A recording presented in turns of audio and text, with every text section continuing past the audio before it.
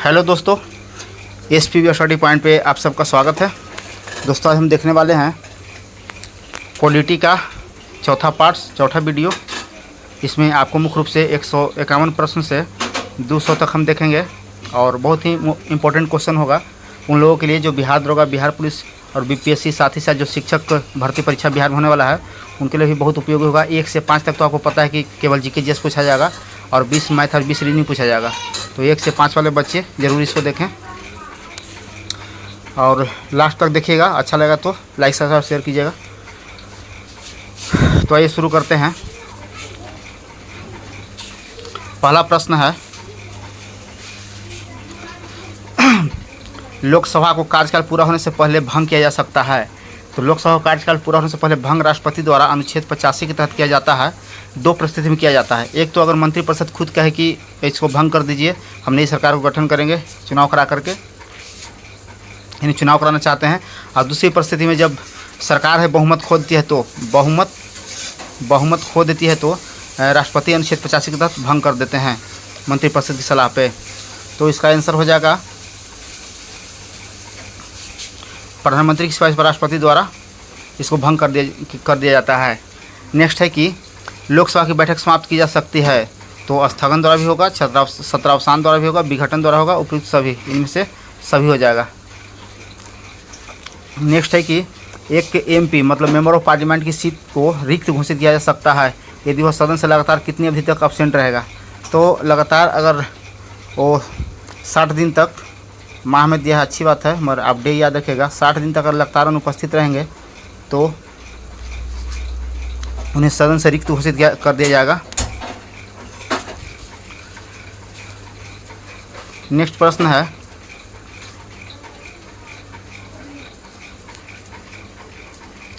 वर्तमान में लोकसभा में निर्वाचन क्षेत्र के लिए चुनाव का व्यय कितना अधिकतम है। तो अधिकतम 70 लाख है चुनाव के लिए व्यय करना। नेक्स्ट प्रश्न है कि लोकसभा का पहला आम चुनाव कब हुआ था। तो आम चुनाव 51-52 में हुआ था। तो इस प्रकार से आप यहाँ 1952 आप मार सकते हैं।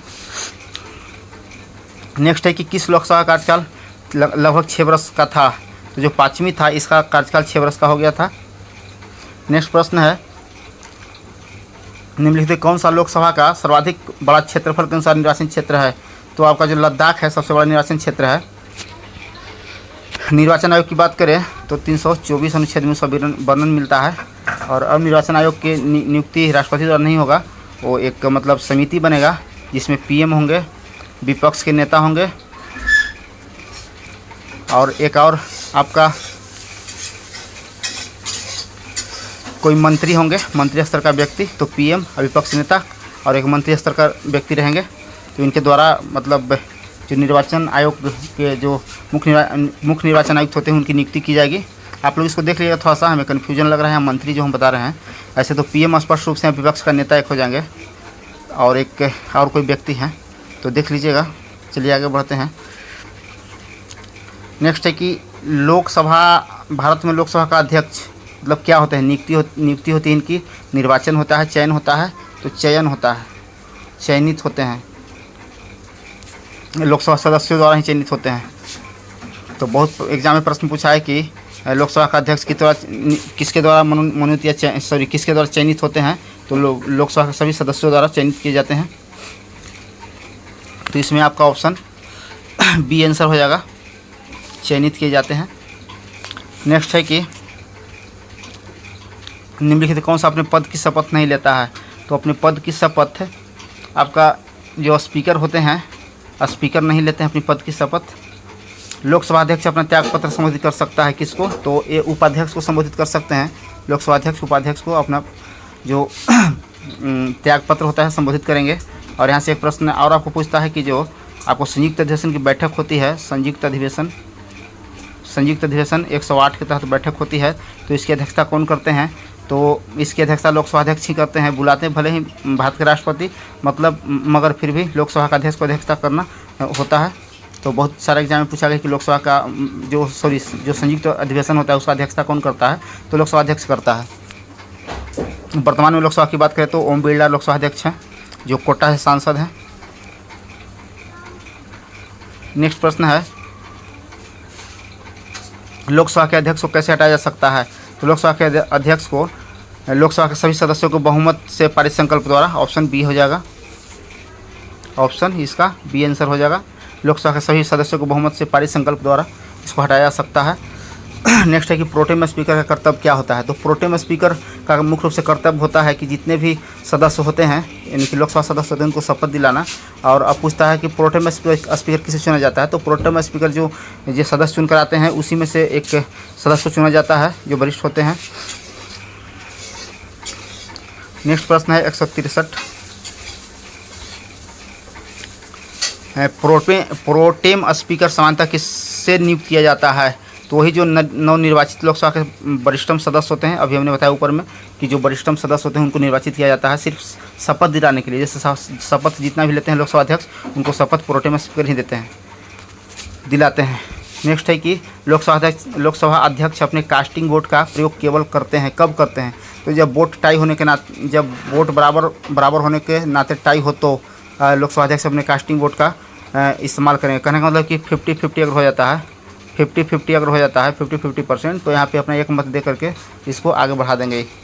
नेक्स्ट है कि लोकसभा के प्रथम अध्यक्ष कौन थे। प्रथम अध्यक्ष पूछा है कि कौन थे। तो प्रथम अध्यक्ष जीवी मालवंकर थे, जीव मालवंकर थे। अगर प्रथम महिला अध्यक्ष पूछे तो मीरा कुमार थी जो बिहार से थी। चलिए नेक्स्ट प्रश्न है 166 कि प्रथम स्पीकर जिसके विरुद्ध लोकसभा में अविश्वास प्रस्ताव लाया गया था।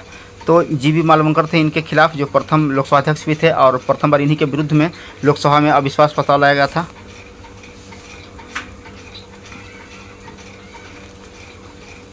चलिए नेक्स्ट प्रश्न है 166 नंबर। लोकसभा की प्रथम महिला अध्यक्ष कौन है। तो अभी हमने बताया था कि मीरा कुमार की, जो बिहार से थी। नेक्स्ट है कि संविधान के अंतर्गत भारतीय लोकतंत्र के आदर्शों को हम कहाँ देख सकते हैं। तो भारतीय संविधान के लोकतंत्र के आदर्शों को हम भाग 4 में देखते हैं। नेक्स्ट है कि समान नागरिक संहिता किस राज्य में लागू है। तो समान नागरिक संहिता यानी कि अनुच्छेद 44 के तहत समान नागरिक संहिता गोवा में लागू है। यहाँ पर डीपीएसपी का भाग है। जो डीपीएसपी की बात करें तो जो हिंदी में इसको राज्य के नीति निर्देशक तत्व कहते हैं, और राज्य के नीति निर्देशक तत्व जो है आपको आयरलैंड के संविधान से लिया गया है। ये भी प्रश्न पूछता है जो भाग 4 में उल्लेखित है। नेक्स्ट प्रश्न है कार्यपालिका से न्यायपालिका के पृथक का सिद्धांत किस भाग में वर्णित है। तो आपको नीति निर्देशक तत्व में वर्णित है इसका कार्यपालिका से विधायिका अलग रहेगा। किस अनुच्छेद के तहत। तो अनुच्छेद 50 आर्टिकल 50 के तहत कार्यपालिका से न्यायपालिका को पृथक का सिद्धांत दिया गया है। अब बात करें कि राज्य निर्देशक तत्व कहाँ से लिया गया। तो अभी हमने बताया कि आयरलैंड से लिया गया, आयरलैंड के संविधान से। और आयरलैंड से और क्या लिया गया है। तो आयरलैंड से एक जो राज्यसभा में जो नामांकन होता है या मनोनयन होता है वो आपका आयरलैंड से लिया गया है। नेक्स्ट प्रश्न 171 कि निम्नलिखित में कौन सा एक राज्य के नीति निर्देशक सिद्धांतों का उद्देश्य नहीं है। तो राज्य के निर्देशक सिद्धांतों का उद्देश्य क्या नहीं है। तो आइए ऑप्शन से पकड़ते हैं इसको।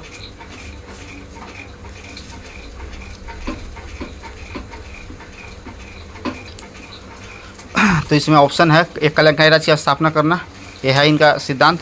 सामाजिक आर्थिक न्याय सुनिश्चित करना, यह भी है। एक धार्मिक राज्य की स्थापना करना, एक धार्मिक राज्य की स्थापना करना, इसका तो कहीं वर्णन नहीं मिलता है। एक धर्मनिरपेक्ष राज्य की स्थापना करना,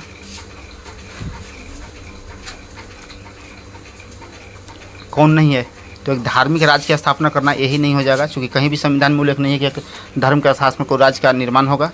नेक्स्ट प्रश्न है कि राज्य के नीति निर्देशक सिद्धांतों को भारतीय संविधान में शामिल किए जाने का क्या उद्देश्य था। तो इसको मुख्य रूप से जो आपका सामाजिक आर्थिक प्रजातंत्र को जो स्थापना करना था, इसी के उद्देश्य से राज्य के नीति सिद्धांतों को भारतीय संविधान में शामिल किया गया था। तो सामाजिक और आर्थिक प्रजातंत्र को स्थापित करने के लिए इसको शामिल किया गया था। नेक्स्ट प्रश्न है संविधान का कौन सा भाग कल्याणकारी राज्य का आदर्श घोषित करता है। तो कल्याणकारी राज्य डीपीएसपी में यानी कि राज्य के नीति निर्देशक तत्व में मिलता है। मौलिक अधिकार की बात करें तो भाग 3 में उल्लेखित है, जो आपको अनुच्छेद 12 से 35 तक मिलता है। और इसी में मौलिक अधिकार में एक संपत्ति का अधिकार था जो अनुच्छेद आपको 31 में था, और इसको 44वां संविधान संशोधन 1978 द्वारा इसे हटा करके 300 के कम में रख दिया गया है। और अब विधिक अधिकार हो गया, कानूनी अधिकार हो गया, न कि मौलिक अधिकार है। मौलिक कर्तव्य की बात करें तो मौलिक कर्तव्य रूस के संविधान से लिया गया है। और स्वर्ण समिति की सिफारिश पे आपको 42वां संविधान संशोधन 1976 द्वारा इसको जोड़ा गया, 1976 द्वारा जोड़ा गया है। 10 मौलिक कर्तव्य को जोड़ा गया था, क्योंकि मौलिक कर्तव्य का उल्लेख मूल संविधान में नहीं था। तो बहुत बार प्रश्न पूछता है कि मौलिक कर्तव्य किस देश से लिया गया, तो रूस से लिया गया है। कब जोड़ा गया, तो 42वां संविधान 1976 में जोड़ा गया। किस समिति की सिफारिश जोड़ा गया, तो सोनर्सी समिति की सिफारिश पर 10 मौलिक कर्तव्य को जोड़ा गया। और अभी वर्तमान में बात करें तो 11 मौलिक कर्तव्य है। 11वां मौलिक कर्तव्य है कि जो आपका जो 6 साल से 14 वर्ष से बच्चा है, उसका जो अभिभावक है उनको एक कर्तव्य है कि बच्चों को डेली स्कूल भेजें और अनिवार्य रूप से भेजें। चलिए नेक्स्ट प्रश्न है 174। इसमें है कि मंत्रिपरिषद सामूहिक रूप से, तो अगर सामूहिक रूप से बात करें कि सामूहिक रूप से किसके प्रति उत्तरदायी हैं, तो सामूहिक रूप से लोकसभा के प्रति उत्तरदायी होंगे। अगर व्यक्तिगत रूप से पूछे किसके प्रति उत्तरदायी, तो व्यक्तिगत रूप से राष्ट्रपति के प्रति उत्तरदायी होंगे। तो यहाँ से 2 क्वेश्चन फंसाता है कि मंत्रिपरिषद सामूहिक रूप से किसके प्रति उत्तरदायी हैं, तो लोकसभा के प्रति। चूँकि आपको पता है कि लोकसभा जनता का सदन है और मुख्य रूप से जनता का सदन में ही चुनकर यहाँ से भेजे जाते हैं आपका निर्वाचन द्वारा। तो इसी के प्रति मंत्रिपरिषद सामूहिक रूप से उत्तरदायी होगा लोकसभा के प्रति। और व्यक्तिगत रूप से पूछेगा तो राष्ट्रपति मार दीजिएगा। नेक्स्ट प्रश्न है कि भारतीय संविधान में सम्मिलित नीति निर्देशक तत्वों की प्रेरणा हमें किस संविधान से लिया गया है, किस देश से लिया गया है, तो अभी हमने बताया कि आयरलैंड से लिया गया है। आयरलैंड से लिया गया है। तो आइए इस ऑप्शन में देख लेते हैं। ऑप्शन नंबर डी तो इसमें है पहले से अंकित, तो इसका आंसर हो जाएगा option number D Ireland. Next प्रश्न है कि नीति निर्देशक सिद्धांत वाद योग नहीं है। जैसे हम लोग पढ़ें कि मौलिक अधिकार जो वाद योग है न्यायालय में परिवर्तनीय है। जैसे आपको पता है कि सुप्रीम कोर्ट में अनुच्छेद 32 के तहत, हाई कोर्ट में 226 के तहत। ठीक उसी प्रकार अगर देखा तो नीति निर्देशक सिद्धांत के लिए ऐसा कोई प्रावधान नहीं किया गया है, इसलिए वाद योग नहीं है। नेक्स्ट प्रश्न है भारत के संविधान के अनुसार निम्नलिखित में से कौन सा देश के शासन के लिए आधारभूत है, तो इसमें राज्य नीति निर्देशक तत्व है जो देश के शासन के लिए आधारभूत है। नेक्स्ट प्रश्न है कि निम्नलिखित में से कौन सा राज्य के नीति निर्देशक तत्वों में निहित है, तो राज्य के निदेशक तत्वों में आपको निहित मिल जाएगा पुरुषों तथा स्त्रियों के समान कार्य के लिए समान वेतन, पुरुषों और स्त्रियों के समान कार्य के लिए समान वेतन। और जितना आप देख रहे हैं कि अपराधों के लिए दोष सिद्धि के संबंध में संरक्षण, तो आपको अनुच्छेद 20 में मौलिक अधिकार का पाठ से प्राण एवं दैहिक स्वतंत्रता। अनुच्छेद 21 में इसको जीवन जीने का अधिकार भी कहते हैं। यहाँ कहता है कि अल्पसंख्यक, 80 में कहता है अल्पसंख्यक का संरक्षण।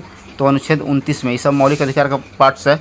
और आपका जो नीति निर्देशक तत्व का पार्ट्स है जो पुरुषों तथा स्त्रियों दोनों का समान कार्य समान वेतन का प्रावधान करता है।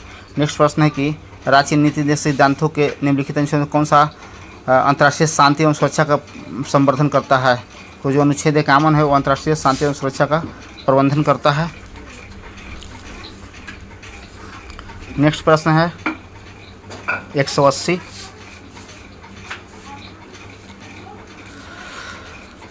भारत के संविधान में अंतर्राष्ट्रीय शांति और सुरक्षा की वृद्धि का उल्लेख कहाँ मिलता है, तो आपको डीपीएसपी में, अभी हमने पढ़ा कि डीपीएसपी में अनुच्छेद 51 के तहत इसका प्रावधान मिलता है अंतर्राष्ट्रीय शांति और सुरक्षा की। और यही अगर 51 के कम में हम आ जाते हैं तो यहाँ पर ही आपको मौलिक कर्तव्य मिल जाता है जो रूस के संविधान से लिया गया, सोनर्सी समिति की सिफारिश पे भारतीय संविधान में जोड़ा गया, क्योंकि मूल संविधान में इसका वर्णन नहीं था। नेक्स्ट प्रश्न की संविधान किस अनुच्छेद के द्वारा उद्योगों के प्रबंधन में कामगारों की भागीदारी का प्रावधान करता है, तो आपको 43 के ए में इस तरह का वर्णन मिलता है। नेक्स्ट प्रश्न है निम्नलिखित कौन सा संविधान के 42वें संशोधन द्वारा नीति निर्देशक तत्व नहीं जोड़ा गया है, तो नीति निर्देशक तत्व में कौन नहीं जोड़ा गया है, तो समान आचार संहिता को नहीं जोड़ा गया है। और बाकी जितना आप देख रहे हैं, सब डीपीएसपी में जोड़ा गया है 42वें संविधान संशोधन द्वारा। नेक्स्ट प्रश्न है कि 83 निम्नलिखित में से कौन सा एक राज्य के नीति निर्देशक तत्व नहीं है, तो इसमें आपको जो 6 से 14 वर्ष के बच्चा है, यानी कि 14 वर्ष की आयु के बच्चे को निःशुल्क अनिवार्य शिक्षा दिया जाना, 6 से 14 वर्ष के बच्चों को अनिवार्य निःशुल्क शिक्षा दिया जाता है। इसको 86वां संविधान संशोधन 2002 द्वारा संविधान में जोड़ा गया और कहा गया कि जो 6 से 14 वर्ष के बच्चा देश में जितना भी है सबको अनिवार्य रूप से निःशुल्क शिक्षा दी जाए। पहले चूँकि मूल संविधान की बात करें तो ये 6 से 14 वर्ष के बच्चों का जो शिक्षा का जो अधिकार था पढ़ने लिखने का, वो आपको अनुच्छेद 45 में वर्णन था। अनुच्छेद 45 में उसको हटा करके आपको 21 के कम में कर दिया गया। अनुच्छेद 45 हटा करके अनुच्छेद 21 कम में कर दिया गया, और 45 जब खाली हो गया तो वहाँ जो जीरो से आपको जो 6 वर्ष के बच्चे होते हैं उनको, 5 वर्ष के बच्चे होते हैं, इनको सरकार का दायित्व है कि मतलब स्वास्थ्य और उसको पोषाहार की मतलब व्यवस्था करे। चलिए नेक्स्ट प्रश्न है,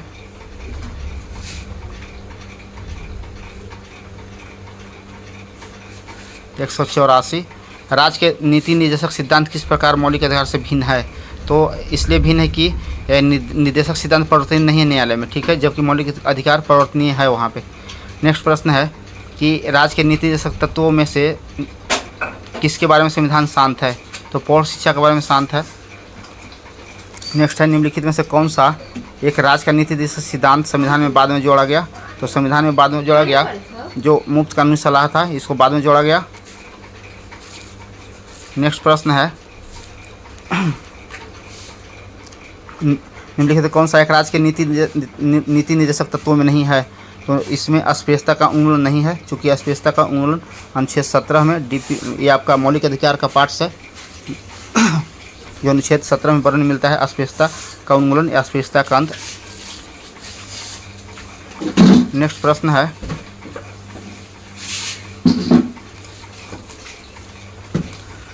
प्रश्न है, कि राज्य के नीति निर्देशक सिद्धांत ऐसा चेक है जो बैंक की सुविधा अनुसार अदा किया जाएगा, किसने कहा था? तो केट्टी शाह ने कहे थे। नेक्स्ट प्रश्न है, भारत के संविधान के निर्माताओं का मत निम्नलिखित किसमें प्रतिबिंबित होता है?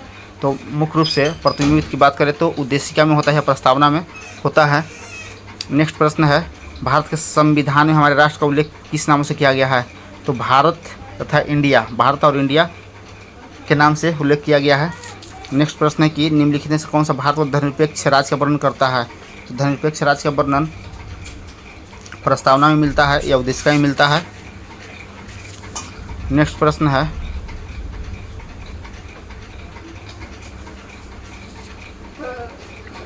भारत के संदर्भ में निम्नलिखित कौन सा धर्मनिरपेक्ष शब्द का सही भाव व्यक्त करता है?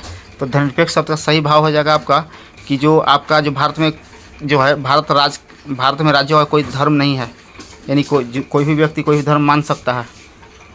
नेक्स्ट प्रश्न है कि भारतीय संघवाद को सहकारी संघवाद किसने कहा था? तो जी ऑस्टिन कहे थे भारतीय संघवाद को सहकारी संघवाद, जी ऑस्टिन द्वारा कहा गया था। नेक्स्ट प्रश्न है कि निम्नलिखित शब्दों में से कौन सा शब्द सन 1975 में भारतीय संविधान की प्रस्तावना में सम्मिलित नहीं था? तो जो अखंडता था, अखंडता नहीं था, क्योंकि अखंडता बाद में जोड़ा गया 42वां संविधान 1976 में। नेक्स्ट प्रश्न है कि भारत के संदर्भ में निम्नलिखित कौन सा पंथ निरपेक्ष शब्द का सही भाव व्यक्त करता है? तो इसमें भी वही आंसर हो जाएगा, धर्म में राज्य का कोई धर्म नहीं होगा, भारत में राज्य का कोई धर्म नहीं होगा। 196 नंबर प्रश्न है, निम्नलिखित उद्देश्यों में से कौन सा एक भारत के संविधान की उद्देशिका में सन्निहित नहीं है? तो इसमें आपको जो आर्थिक स्वतंत्रता है, आर्थिक स्वतंत्रता का उल्लेख नहीं मिलता है इसमें। चलिए नेक्स्ट प्रश्न है 197।